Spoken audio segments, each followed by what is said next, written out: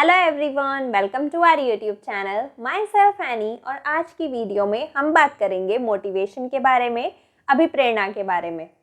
Video start करने से पहले आप हमारे सोशल मीडिया अकाउंट से भी जुड़ सकते हैं और इस टॉपिक के नोट्स एंड पीडीएफ आपको मिलेंगे टेलीग्राम चैनल से, तो अभी जाकर आप इस चैनल से भी जुड़ सकते हैं। तो अब बात करते हैं मोटिवेशन की। मोटिवेशन को हिंदी में अभिप्रेरणा कहते हैं और ये जो मोटिवेशन वर्ड है ये एक लैटिन वर्ड मोटम से निकला है। मोटम का मतलब है टू मूव, यानी कि गति में होना।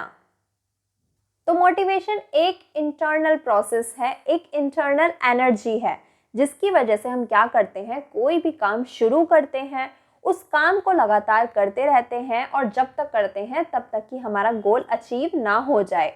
तो ये क्या है, मोटिवेशन है। मोटिवेशन की वजह से हम कोई भी काम शुरू करते हैं और तब तक करते हैं जब तक कि हमारा गोल अचीव ना हो जाए, हमारे लक्ष्य की प्राप्ति ना हो जाए।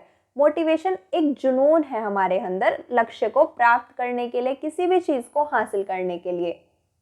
जैसे कि हम क्या कर रहे हैं, एग्ज़ाम की तैयारी कर रहे हैं, एग्ज़ाम को क्वालिफाई करना चाहते हैं, तो ये हमारा गोल है और इसको प्राप्त करने के लिए हम क्या है, मोटिवेटेड हैं।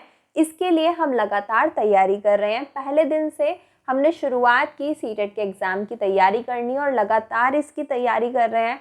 कब तक तैयारी करेंगे, जब तक कि हमारा गोल अचीव ना हो जाए, सीटेट क्वालिफाई ना हो जाए। तो ये क्या है, ये जो प्रोसेस है इसे क्या कहते हैं, मोटिवेशन कहते हैं। जैसे कि यहाँ पर ये चिड़िया है जो अपना घोंसला बना रही है।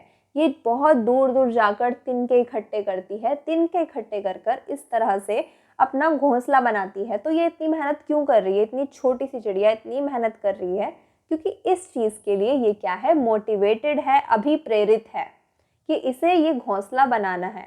अगर आप इसका ये घोंसला बिगाड़ दोगे तो ये दोबारा से इसी मेहनत में लग जाएगी और दोबारा से अपना घोंसला बनाने में जुट जाएगी। तो ये इसकी मोटिवेशन है। एक इंटरनल एनर्जी है, किसी के भी अंदर एक इंटरनल एनर्जी है जिसकी वजह से हम उस काम को करने में जुट जाते हैं जो हमें गोल अचीव करना है। तो मोटिवेशन एक प्रोसेस है, एक इंटरनल एनर्जी है, एक जुनून है, आंतरिक ऊर्जा है जो हमें लक्ष्य प्राप्ति में मदद करता है। और motivation prerequisite to learning है, यानी कि सीखने की पहली शर्त है। अगर आप मोटिवेटेड हैं तो आप कुछ भी अच्छे से सीख सकते हैं, लर्निंग अच्छी हो सकती है। लेकिन अगर आप मोटिवेटेड नहीं हैं तो लर्निंग नहीं होगी। और बीएफ स्किनर मानते हैं कि motivation is a runway to learning, यानी कि जिस तरीके से रनवे पर, हाईवे पर हमारी गाड़ी कैसे चलती है, एकदम स्मूथ फ्लॉलेस स्पीड में चलती है, उसी तरीके से मोटिवेटेड होने पर हमारी लर्निंग की गाड़ी भी एकदम स्मूथ फ्लॉलेस और स्पीड में चलती है। तो जो भी हमारा मोटिवेशन है, मोटिवेशन की शुरुआत किसी ना किसी नीड से होती है। तो इन नीड्स के बारे में जानना भी ज़रूरी है। आपको क्या है, पैसों की नीड है, इसीलिए आप क्या चाहते हैं, एक जॉब चाहते हैं और आप उस जॉब की तैयारी कर रहे हैं। चाहे आप इंटरव्यू की तैयारी कर रहे हैं, चाहे आप रिटन एग्जाम्स की तैयारी कर रहे हैं, तो ये क्या है, ये मोटिवेशन है। फिर आपकी, फिर आप उस तैयारी में जुट जाएंगे, आप मेहनत करेंगे, डेली वीडियोस देखेंगे, नोट्स बनाएंगे, तो फिर वो मोटिवेशन का प्रोसेस शुरू हो जाएगा। लेकिन इस मोटिवेशन की शुरुआत तो आपकी नीड से हुई ना। तो मोटिवेशन की शुरुआत हमेशा किसी ना किसी नीड से ज़रूर होती है। और ये नीड्स दो तरह की होती हैं, आवश्यकताएं दो तरह की हैं। एक तो बायोलॉजिकल नीड्स और दूसरा सामाजिक नीड्स, जैविक आवश्यकताएं और सामाजिक आवश्यकताएं। जैविक आवश्यकताएं जो हमारे जीने के लिए ज़रूरी हैं, जिनके बिना हम जीवित नहीं रह सकते, क्योंकि हम एक लिविंग बीइंग हैं, एक जैविक प्राणी है, इसलिए हमारे लिए जैविक आवश्यकताएं पूरी करना बहुत ज़रूरी है, वरना ये जीवन नहीं रहेगा, मृत्यु हो जाएगी। तो बायोलॉजिकल नीड्स कौन कौन सी हैं, food, shelter, water, sex etcetera. इन चीज़ों के बिना हम जीवित नहीं रह सकते। अगर आपको खाने को ना मिले, आपको पानी ना मिले, इसके अलावा रहने के लिए घर ना हो, तो आंधी तूफान में या फिर किसी ना किसी ऐसे डिज़ास्टर में आपकी मृत्यु हो जाएगी। तो जो चीज़ें हमारे जीवन के लिए ज़रूरी हैं, एक मनुष्य के जीवन के लिए ज़रूरी हैं, उन्हें कहा जाता है बायोलॉजिकल नीड्स। और फिर इन बायोलॉजिकल नीड्स की वजह से हमारे मोटिवेशन की शुरुआत होती है। जैसे कि अगर आपको खाने की ज़रूरत होगी, आपके पास खाना नहीं होगा, तो आप क्या करेंगे, अब वो फूड क्या है, आपकी नीड है, फिर आप उसके लिए क्या करेंगे, मेहनत करेंगे, फिर वो आपकी मोटिवेशन बन जाएगी। आप उसके लिए मेहनत करेंगे, चाहे आप कुछ कमाने के तरीके ढूंढेंगे, चाहे आप कहीं से खाना खाने के, उसका खाने का अरेंजमेंट करने के तरीके ढूंढेंगे, फिर वो वहाँ से आपकी मोटिवेशन शुरू हो जाएगी, मोटिवेशनल प्रोसेस वहाँ से शुरू हो जाएगा। लेकिन शुरुआत हमेशा किसी ना किसी नीड से होगी। जैसे कि आपने वो क्रो वाली कहानी तो सुनी होगी कि जो एक कौवा था वो प्यासा था, उसको पानी की ज़रूरत थी। उसे किसकी ज़रूरत थी? पानी। यहाँ पे क्या है? वाटर उसकी नीड है। और इसके लिए वो क्या करता है? जगह जगह से पत्थर इकट्ठे कर कर लाता है। वो ये पूरी मेहनत क्यों करता है? क्योंकि वो उस चीज़ के लिए मोटिवेटेड है, क्योंकि उसे अपनी नीड पूरी करनी है, इसलिए वो पत्थर इकट्ठे कर कर लाता है और फिर उनको वो पॉट में डालकर पानी पी लेता है। तो इससे क्या हुआ? उसकी नीड पूरी हुई। तो यहाँ पर भी हमने क्या देखा कि मोटिवेशन की शुरुआत एक नीड से हुई है। तो ये होती है बायोलॉजिकल नीड। दूसरी है सोशल नीड, यानी कि सामाजिक आवश्यकताएं, क्योंकि मनुष्य क्या है? एक सामाजिक प्राणी है। Man is a social animal. हम समाज के बिना नहीं रह सकते। तो समाज में हमें किन किन चीज़ों की ज़रूरत होती है? सिक्योरिटी की, लव की, अचीवमेंट की, रिस्पेक्ट की। तो ये क्या है? हमारी नीड है और इनको पूरा करने के लिए फिर आती है मोटिवेशन। मोटिवेशन स्टार्ट होती है इन नीड को फुलफिल करने के लिए। जैसे कि सिक्योरिटी, आपको क्या चाहिए? सिक्योरिटी चाहिए। ऐसा ना हो कि रात में कोई भी आपको घर से बाहर निकाल दे। तो इसके लिए क्या चाहिए? आपको अपना एक खुद का घर चाहिए, अपना परमानेंट हाउस चाहिए।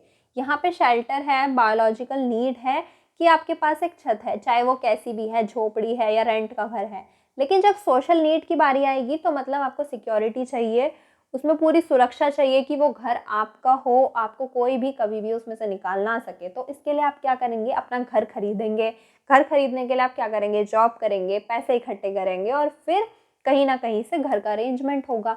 तो ये क्या है? पूरा प्रोसेस। फिर मोटिवेशन यहाँ पे इसके लिए शुरू हो जाएगी। सिक्योरिटी नीड को पूरा करने के लिए फिर मोटिवेशन शुरू हो जाएगी। तो इस तरीके से काम करती हैं biological needs and social needs. और नीड की वजह से शुरुआत होती है मोटिवेशन की। मोटिवेशन के पीछे एक नीड होती है और नीड से ही शुरुआत होती है मोटिवेशन की। तो अभी तक हमने मोटिवेशन के बारे में जाना, नीड्स के बारे में जाना। बात करते हैं टाइप्स ऑफ मोटिवेशन की, कि ये मोटिवेशन कितने टाइप के होते हैं। मोटिवेशन यहाँ पे दो टाइप के हैं, इंटरनल मोटिवेशन और एक्सटर्नल मोटिवेशन, आंतरिक अभिप्रेरणा और बाहरी अभिप्रेरणा। तो पहले बात करेंगे एक्सटर्नल मोटिवेशन की, यानी कि बाह्य अभिप्रेरणा की। तो ये क्या है? एक्सट्रिंसिक है, बाहरी है। एक्सटर्नल कंट्रोल है, बाहरी नियंत्रण है। जैसे कि आप कोई भी काम कर रहे हो, किस लिए कर रहे हो? सैलरी के लिए, इंसेंटिव के लिए या फिर पावर के लिए। तो ये क्या है? एक्सटर्नल मोटिवेशन है। आप गवर्नमेंट जॉब की तैयारी कर रहे हो, कॉम्पिटिटिव एग्जाम की तैयारी कर रहे हो, तो ये क्या है? एक्सटर्नल मोटिवेशन है, क्योंकि आपको वो जॉब चाहिए, वो ओहदा चाहिए, वो सैलरी चाहिए। ये क्या है? एक्सटर्नल मोटिवेशन है। छोटे बच्चों को मम्मी कहती हैं कि अगर तुम एग्ज़ाम में इतने मार्क्स लाओगे तो तुम्हें चॉकलेट दी जाएगी, या फिर उनके फादर उन्हें कोई गिफ्ट देंगे। तो ये क्या है? गिफ्ट के लिए, चॉकलेट के लिए जो वो मेहनत करेगा, वो मोटिवेशन होगी, उसे क्या कहेंगे? एक्सटर्नल मोटिवेशन कहेंगे। जो सेल्स में काम करते हैं उनके लिए क्या होता है? इंसेंटिव होता है कि अगर आप अपना ये टारगेट अचीव कर लोगे तो आपको इतना इंसेंटिव दिया जाएगा, इतना बोनस दिया जाएगा। और फिर वो एम्प्लॉयज़ अपने टारगेट को पूरा करने के लिए मेहनत करते हैं, काम करते हैं, फिर वो उस चीज़ के लिए मोटिवेटेड होते हैं। तो ये क्या है? एक्सटर्नल मोटिवेशन है। जब भी आपको कोई रिवॉर्ड मिले, किसी रिवॉर्ड को पाने के लिए जब आप कोई काम करो, तो इस मोटिवेशन को क्या कहा जाएगा? एक्सटर्नल मोटिवेशन कहा जाएगा। और बिहेवियरल पर्सपेक्टिव, यानी कि व्यवहारवादी दृष्टिकोण, जो बिहेवियरिस्टिक होते हैं, वो एक्सटर्नल मोटिवेशन की बात करते हैं, रिवॉर्ड एंड पनिशमेंट की बात करते हैं। फिर हम बात करेंगे अब इंटरनल मोटिवेशन की, कि ये आंतरिक अभिप्रेरणा क्या है। ये क्या है? इंट्रिंसिक है, आंतरिक है। इसमें कंट्रोल भी क्या होगा? इंटरनल कंट्रोल होगा। आप खुद से कंट्रोल कर सकेंगे, क्योंकि इसकी शुरुआत भी आप खुद ही करेंगे। यहाँ पे किसी भी रिवॉर्ड, किसी भी पनिशमेंट की, किसी सैलरी, किसी इंसेंटिव की बात नहीं होगी। आप अपने सेल्फ इंटरेस्ट से जो भी काम करेंगे, इंटरनली मोटिवेटेड होकर कुछ भी काम करेंगे, तो वो इंटरनल मोटिवेशन कहलाएगा। जैसे कि यहाँ पे आप पेडागोजी पढ़ रहे हैं, तो पेडागोजी आप क्यों पढ़ना चाहते हैं? क्योंकि आपको इस सब्जेक्ट में इंटरेस्ट है, या फिर आप पेडागोजी में मास्टरी करना चाहते हैं। तो जिज्ञासा के लिए, मास्टरी के लिए जब आप कोई काम करें, तो ये क्या है? इंटरनल मोटिवेशन है। आपको क्या है? पढ़ना अच्छा लगता है, आप डेली, आपकी हैबिट बन गई है, आप 4 से 6 घंटे पढ़ते हैं। चाहे आपको घर वाले कहें ना कहें, आपको किसी डांट की वजह से यहाँ पे आप पढ़ाई नहीं कर रहे हो, किसी रिवॉर्ड की वजह से, चॉकलेट की वजह से आप यहाँ पे कोई पढ़ाई नहीं कर रहे हो। आप क्या इंटरनली मोटिवेटेड हैं क्योंकि आपको अच्छा लगता है, इसलिए आप यहाँ पे 4 से 6 घंटे पढ़ाई कर रहे हो। और जो ह्यूमनिस्टिक पर्सपेक्टिव है यानी कि मानवतावादी दृष्टिकोण है, वो इंटरनल मोटिवेशन की बात करते हैं, आंतरिक अभिप्रेरणा की बात करते हैं। सेल्फ इंटरेस्ट की बात की गई है यानी कि आत्महित। आप अपनी मर्जी से कोई भी काम कर रहे हो जब बिना रिवॉर्ड के, बिना पनिशमेंट के, डर के, तो वो इंटरनल मोटिवेशन होगा। तो ये हमने बात की टाइप्स ऑफ मोटिवेशन की, जिसमें हमने इंटरनल और एक्सटर्नल मोटिवेशन के बारे में जाना। एक्सटर्नल मोटिवेशन यानी कि बाहरी, जब हमें बाहर से कोई भी सैलरी, कोई भी इंसेंटिव, कोई भी पावर की लालच यहाँ पे दिया जाए, यहाँ पे हम इसे लालच भी कह सकते हैं कि जब हम लालच की वजह से मोटिवेटेड होते हैं किसी सैलरी के, किसी इंसेंटिव के, किसी पावर के, तो तब वो एक्सटर्नल मोटिवेशन कहलाएगी। जैसे कि जब एक छोटे बच्चे को उसके पेरेंट्स कहते हैं कि अगर तुम क्लास में फर्स्ट आए तो हम तुम्हें ये गिफ्ट ला के देंगे, तुम्हें साइकिल ला के देंगे, तो वो क्या है, एक्सटर्नल मोटिवेशन हो जाएगी फिर उस बच्चे की कि मुझे साइकिल मिलेगी, फिर इसके लिए अब मैं मेहनत करनी शुरू कर देता हूँ। और फिर है इंटरनल मोटिवेशन, जो सेल्फ इंटरेस्ट की वजह से है। बच्चे को पढ़ना अच्छा लगता है, वो 4, 6, 8 घंटे पढ़ता है, वो अपनी मर्ज़ी से जब कोई काम करे, जब आप अपनी मर्ज़ी से, अपने इंटरेस्ट से कोई काम करे, इंटरनल कंट्रोल हो, बाहरी हस्तक्षेप ना हो, आप किसी चीज़ पर मास्टरी के लिए कोई मेहनत करें, अपनी जिज्ञासा से किसी चीज़ को जानने की कोशिश करें।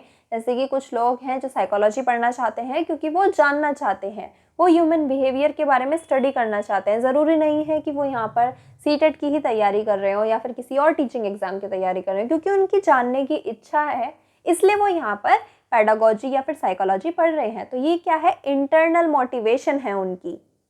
नेक्स्ट हम जानेंगे साइकिल ऑफ मोटिवेशन के बारे में, यानी कि अभिप्रेरणा के चक्र के बारे में।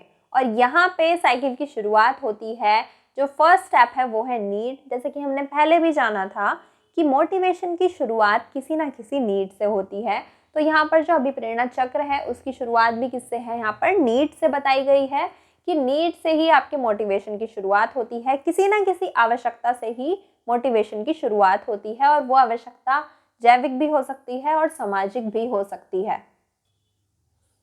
तो यहाँ पर हम मान लेते हैं कि आपकी आवश्यकता है एक गवर्नमेंट जॉब, जिसके लिए आप क्या हैं, मोटिवेटेड हैं। तो आपको जॉब की आवश्यकता है और फिर यहाँ से शुरुआत हो जाएगी आपके मोटिवेशन की। अब जब आपको जॉब की आवश्यकता लगेगी तो आपके अंदर एक अजीब सी बेचैनी होगी, जिसे क्या कहेंगे हम, ड्राइव, जो एक ड्राइव के रूप में, एक चालक के रूप में काम करेगा, क्योंकि आपको अब जॉब की कमी खलने लगेगी, आपका व्यवहार उसी डायरेक्शन में होने लगेगा, आप जगह जगह चीज़ें सर्च करने लगेंगे उस जॉब से रिलेटेड, आप सिलेबस के बारे में सर्च करेंगे और चीज़ों को सर्च करेंगे। नेक्स्ट स्टेप है जो ड्राइव है, जिसे हिंदी में क्या कहेंगे, हम चालक कहेंगे। यहाँ पर जो हमारा बिहेवियर हो जाएगा वो काफ़ी नॉर्मल से बहुत तेज़ बिहेवियर देखने को मिलेगा, इसीलिए हम इसे क्या कहते हैं, ड्राइव कहते हैं। अब आपको आपकी जो आवश्यकता की चीज़ है, जो आपकी जॉब है, उसकी कमी खलने लगेगी कि अब मैं इस जॉब को लेने के लिए क्या करूं। आप साधनों के बारे में सोचने लगेंगे, जितने भी रिसोर्सेज हैं उस जॉब को पाने के लिए, उनके बारे में सोचने लगेंगे। फिर नेक्स्ट स्टेप है अराउजल, यानी कि उत्तेजना। तो ये एक एनर्जी की तरह काम करेगा। अब आप उस गोल डायरेक्टेड बिहेवियर के लिए क्या करेंगे, पूरी प्लानिंग करेंगे कि किस तरह मुझे तैयारी करनी है, क्या मुझे कोचिंग ज्वाइन कर लेनी चाहिए या फिर मैं नोट्स से पढ़ाई करूं, खुद के नोट्स बनाऊं, नोट्स परचेज करूं। आप यहाँ पर पूरी प्रॉपर प्लानिंग करेंगे, और प्लानिंग के बाद अगला स्टेप आएगा गोल ओरिएंटेड बिहेवियर। अब यहाँ से आप अपनी पूरी तैयारी शुरू कर देंगे, गोल ओरिएंटेड बिहेवियर करने लग जाएंगे। सुबह उठकर अपनी पढ़ाई शुरू करेंगे, 8 घंटे पढ़ाई करेंगे, 10 घंटे पढ़ाई करेंगे, प्रीवियस ईयर पेपर सॉल्व करेंगे, और ऐसा आप तब तक करेंगे जब तक कि गोल अचीव ना हो जाए। और फिर क्या होगा, अचीवमेंट ऑफ गोल होगा, आपके लक्ष्य की प्राप्ति हो जाएगी, आपको जॉब मिल जाएगी, और जॉब मिलने के बाद, गोल अचीव होने के बाद रिडक्शन ऑफ अराउजल होगा, यानी कि जो यहाँ पर ये जो उत्तेजना जागी थी स्टेप 3 में, अब ये उत्तेजना खत्म हो जाएगी, क्योंकि यहाँ पर क्या हुआ, आपकी नीड फुलफिल हो गई। जिस चीज़ की आपको आवश्यकता थी, आपको एक गवर्नमेंट जॉब की आवश्यकता थी, वो आपको मिल गई, तो इसलिए उत्तेजना खत्म हो जाएगी, रिडक्शन ऑफ अराउजल हो जाएगा, और फिर आपको किसी और नीड के बारे में पता चलेगा, और फिर से ये साइकिल दोबारा इसी तरह चलेगी। अब कोई और नीड आपके सामने आएगी जैसे कि अब आपको क्या करना है, एक घर लेना है जो आपका खुद का घर हो। फिर आप उसके लिए क्या करेंगे, उसके लिए ड्राइव चालक के रूप में काम होगा, उसके लिए उत्तेजना होगी, गोल ओरिएंटेड बिहेवियर होगा, आप सेविंग करेंगे और अलग अलग चीज़ों में इन्वेस्टमेंट करेंगे जिससे कि आपको अच्छे रिटर्न्स मिलें और फिर एक दिन आप अपना घर भी ले लेंगे, अचीवमेंट ऑफ गोल होगा और फिर से रिडक्शन ऑफ अराउजल होगा, यानी कि उत्तेजना में कमी आ जाएगी क्योंकि आपकी दूसरी नीड भी पूरी हो गई। तो इसी तरीके से नीड आती रहती हैं और ये मोटिवेशन साइकिल चलती रहती है। तो अब बात करेंगे मैस्लो के हायरार्की ऑफ नीड्स की, आवश्यकताओं की हायरार्की की। तो मैस्लो ने यहाँ पर 5 लेवल की नीड्स की बात की है। सबसे पहले लेवल की नीड है फिजियोलॉजिकल नीड्स, सर्वाइवल नीड्स भी कहते हैं, जो हमारे जीवित रहने के लिए ज़रूरी है। तो हमारे जीवित रहने के लिए क्या ज़रूरी है, हवा ज़रूरी है, पानी ज़रूरी है, खाना ज़रूरी है, मकान ज़रूरी है रहने के लिए, कपड़े ज़रूरी हैं। तो ये सारी चीज़ें क्या हैं, हमारी सर्वाइवल नीड्स हैं जिनके बिना हम जीवित नहीं रह सकते। तो सबसे पहले इंसान इन नीड्स को पूरी करने की कोशिश करते हैं और फिर उसके बाद सेकंड नंबर पर बारी आती है सेफ्टी नीड्स की। तो जब हमारी सर्वाइवल नीड्स पूरी हो जाती हैं, जब हमें लगता है कि हाँ खाने पीने रहने का इंतज़ाम ठीक से हो रहा है, तो उसके बाद हम सेफ्टी नीड्स के बारे में सोचते हैं, जिसमें एम्प्लॉयमेंट यानी कि रोज़गार, हेल्थ यानी कि स्वास्थ्य संबंधी सुविधाएं, जिसमें कि हम क्या करते हैं, कोई हेल्थ इंश्योरेंस ले लेते हैं कि कभी कोई ऐसी प्रॉब्लम आए तो हमें ज़्यादा पैसे ना खर्च करने पड़े या फिर हमारी सारी सेविंग्स खर्च ना हो जाए, हमारे पास इतना अरेंजमेंट रहे, और प्रॉपर्टी एक्सेट्रा। तो इन सभी चीज़ों के बारे में हम सोचते हैं सेफ्टी नीड्स में। और फिर जब ये सेफ्टी नीड्स पूरी हो जाती हैं कि चलो अब हमारे पास एक जॉब भी है, एक गवर्नमेंट जॉब है, हेल्थ इंश्योरेंस है, प्रॉपर्टी रिलेटेड सारी चीज़ें हैं, फिर बात आती है लेवल 3 की, जिसमें है लव एंड बिलोंगिंगनेस, जिसमें हमें अपने परिवार की ज़रूरत होती है, इंटीमेसी, फ्रेंडशिप। सिर्फ सर्वाइवल नीड से और सेफ्टी नीड से ही तो सब कुछ नहीं हो सकता, क्योंकि मैन क्या है, एक सोशल एनिमल है, समाज में रहते हैं, तो हमें क्या चाहिए, एक परिवार भी चाहिए, परिवार में 4 लोग होने चाहिए, शादी होनी चाहिए, बच्चे होने चाहिए। तो इन सारी चीज़ों के बारे में लेवल 3 की नीड्स में बात की गई है। फिर है एस्टीम। एस्टीम में क्या आता है, स्टेटस, रिस्पेक्ट, रिकॉग्निशन, कि अब क्या है, हमारे पास सर्वाइवल नीड्स भी है, खाने पीने की भी हमारी पूर्ति हो रही है, इसके अलावा जॉब भी है, हेल्थ रिलेटेड कोई प्रॉब्लम नहीं है, फैमिली है, फ्रेंडशिप है। लेकिन अब हमें क्या चाहिए, समाज में अपना एक स्टेटस चाहिए, रिस्पेक्ट चाहिए, समाज में अपनी एक अलग पहचान चाहिए। तो उसके लिए अलग अलग तरह के काम किए जाते हैं इन नीड्स की पूर्ति के लिए, इन नीड्स की फुलफिलमेंट के लिए। ये जो 4 लेवल की नीड्स हैं, इन्हें क्या कहा जाता है, डेफिशिएंसी नीड्स कहा जाता है। यानी कि जब ये नीड पूरी हो जाती हैं, उसके बाद मोटिवेशन कम हो जाता है, रिडक्शन ऑफ अराउजल होता है। हमने मोटिवेशनल साइकिल में बात की थी कि जब हमारी नीड पूरी हो जाएगी तो जब रिडक्शन ऑफ अराउजल होगा, यानी कि उत्तेजना में कमी आ जाएगी क्योंकि हमारी नीड पूरी हो गई है। तो ये जो चारों लेवल की नीड है, जब ये पूरी हो जाती हैं, जब हमें समाज में सम्मान मिलने लगता है, हमारी पहचान होती है, हमारे पास फैमिली होती है, घर होता है, जॉब होती है, तो तब क्या होगा, हमारी रिडक्शन ऑफ अराउजल होगा, उत्तेजना में कमी आएगी, मोटिवेशन में कमी आएगी। लेकिन फिर बात आती है 5th लेवल की, जिसे हाईएस्ट लेवल कहा जाता है यहाँ पर, जो है सेल्फ एक्चुअलाइजेशन।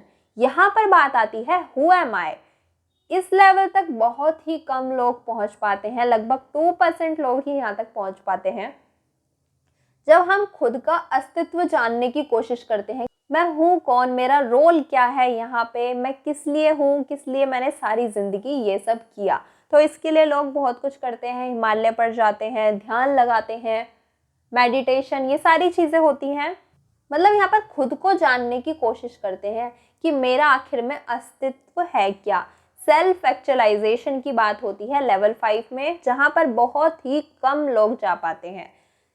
नहीं तो ज़्यादातर लोग इन 4 लेवल पर ही घूमते रहते हैं। लव, बिलोंगिंगनेस, एस्टीम, सेफ्टी, ये सारी चीज़ें ही होती हैं ज़्यादातर नीड्स में। सेल्फ एक्चुअलाइजेशन की बात बहुत ही कम लोग करते हैं, बहुत ही कम लोग इस लेवल तक पहुंच पाते हैं। तो ये हमने बात की मैस्लो की हायरार्की ऑफ नीड्स की। नेक्स्ट बात करेंगे मैकडूगल की थ्योरी की, मैकडूगल की इंस्टिंक्ट थ्योरी की।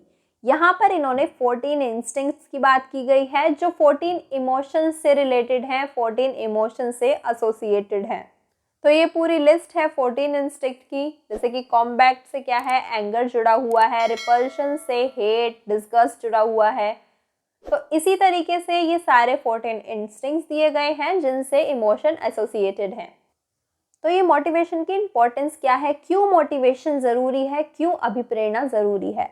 तो मोटिवेशन ज़रूरी है इसलिए तो हम यहाँ पर मोटिवेशन को पढ़ रहे हैं, क्योंकि इससे क्या होता है, इफ़ेक्टिव लर्निंग होती है। जब आप मोटिवेटेड होते हैं तो आप बहुत अच्छे से सीख पाते हैं, बहुत अच्छे से लर्न कर पाते हैं, सेल्फ कंट्रोल होता है, आत्मनियंत्रण होता है, आप गोल ओरिएंटेड बिहेवियर कर पाते हैं, अपने लक्ष्य की प्राप्ति के लिए काम कर पाते हैं, अपने लक्ष्य की प्राप्ति के लिए क्या करते हैं, खुद को कंट्रोल रखते हैं, लर्निंग करते हैं, रिसोर्सेज के बारे में सर्च करते हैं, अलग अलग जगह से चीज़ों को सीखते हैं, बुक्स से पढ़ते हैं, वीडियोस से पढ़ते हैं, अपने नोट्स बनाते हैं। तो मोटिवेशन की वजह से क्या होता है, एक बैलेंस लाइफ होती है, आप इन्वायरमेंट में आसानी से एडजस्ट कर पाते हैं। तो इसीलिए क्या है, मोटिवेशन ज़रूरी है। और मोटिवेशन में भी कौन सा मोटिवेशन ज़्यादा ज़रूरी है, क्योंकि हमने दो तरह के मोटिवेशन की बात की थी, एक तो एक्सटर्नल और दूसरा इंटरनल। तो कौन सा मोटिवेशन अच्छा है आपके हिसाब से, क्या हमें रिवॉर्ड पनिशमेंट देकर मोटिवेशन लाना चाहिए या फिर इंटरनल मोटिवेशन।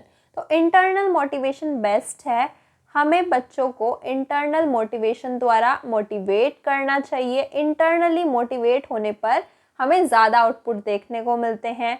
मास्टरी के लिए, क्यूरियोसिटी के लिए हमें मोटिवेटेड रहना चाहिए, ना कि किसी रिवॉर्ड के लिए। तो ये मोटिवेशन जो इतना ज़रूरी है, स्पेशली इंटरनल मोटिवेशन, इसको डेवलप कैसे किया जाए। एज अ टीचर आप अपने स्टूडेंट्स में किस तरह से मोटिवेशन को डेवलप कर सकते हैं, एक चाइल्ड सेंटर अप्रोच द्वारा। आपको क्या करना चाहिए, एक चाइल्ड सेंटर अप्रोच अपनानी चाहिए। चाइल्ड सेंटर्ड एजुकेशन के बारे में, चाइल्ड सेंटर अप्रोच के बारे में कंप्लीट वीडियो चैनल पर अवेलेबल है, उसे जाकर आप देख सकते हैं, समझ सकते हैं। तो यहाँ पर हम फिर से आते हैं मोटिवेशन पे। हमें क्या करना चाहिए, एक बाल केंद्रित दृष्टिकोण से मोटिवेशन लाना चाहिए बच्चों में। बच्चों की चॉइस का ध्यान रखना चाहिए, उनके इंटरेस्ट का ध्यान रखना चाहिए और उनके अकॉर्डिंग क्या करना चाहिए, हमें पढ़ाना चाहिए। टीचिंग लर्निंग प्रोसेस चाइल्ड के अकॉर्डिंग होना चाहिए, ताकि उनमें मोटिवेशन आए, ताकि वो चीज़ों को बेहतर समझ सके। बच्चे की प्रीवियस नॉलेज से टॉपिक को कनेक्ट करके पढ़ाना चाहिए, ताकि वो चीज़ों को कनेक्ट कर सके।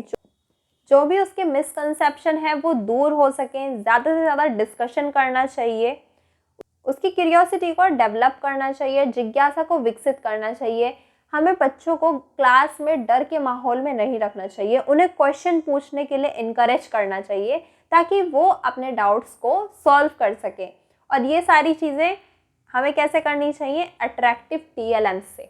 जो टीचिंग लर्निंग मटेरियल हम क्लास में लेकर जाते हैं वो अट्रैक्टिव होने चाहिए, ताकि उनको देखते ही बच्चे एकदम खुश हो जाएं, उनको और जानने की कोशिश करें उन चीज़ों के बारे में, उन टॉपिक्स के बारे में।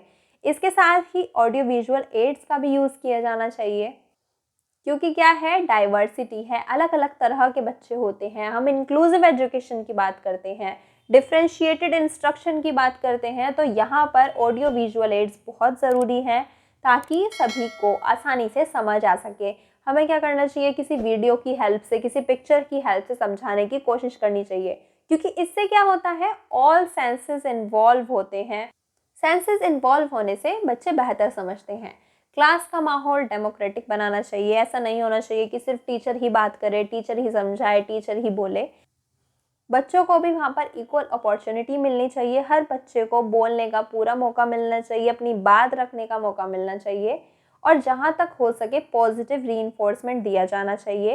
यानी कि हमें बच्चों के लिए ऐसे वर्ड्स यूज़ नहीं करने चाहिए जो नेगेटिव रीइंफोर्समेंट हो। जैसे कि हमें ये नहीं बोलना चाहिए कि तुम नालायक हो, तुम मंदबुद्धि हो, तुम्हें समझ नहीं आ सकता।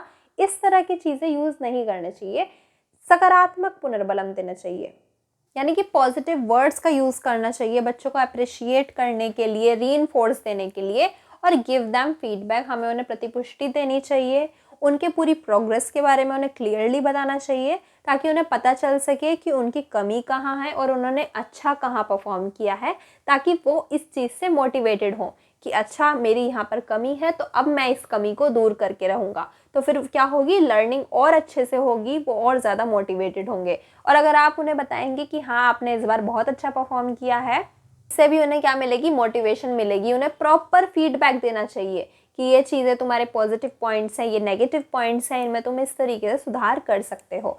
तो इन सारी चीज़ों से हम क्या कर सकते हैं, चाइल्ड को मोटिवेट कर सकते हैं, मोटिवेशन डेवलप कर सकते हैं। तो यहाँ पर हमने बात की मोटिवेशन की, हमने जाना नीड्स के बारे में, टाइप्स ऑफ मोटिवेशन के बारे में, साइकिल ऑफ मोटिवेशन के बारे में, मैस्लो के हायरार्की ऑफ नीड्स के बारे में, मैकडूगल की instinct theory, importance of motivation और मोटिवेशन को कैसे डेवलप किया जाए। सो आई होप आपको ये टॉपिक समझ आया होगा। अगर वीडियो पसंद आए तो लाइक ज़रूर करना और अपने दोस्तों के साथ शेयर भी करना। और अगर आपने अभी तक चैनल को सब्सक्राइब ना किया हो तो सब्सक्राइब कर देना, साथ ही बेल आइकन को भी प्रेस कर देना। हमारे सोशल मीडिया अकाउंट से जुड़ने के लिए आप पेज को भी फॉलो कर सकते हैं और इस टॉपिक के नोट्स एंड PDF आपको मिलेंगे टेलीग्राम चैनल से, तो अभी जाकर आप चैनल से भी जुड़ सकते हैं। Thank you.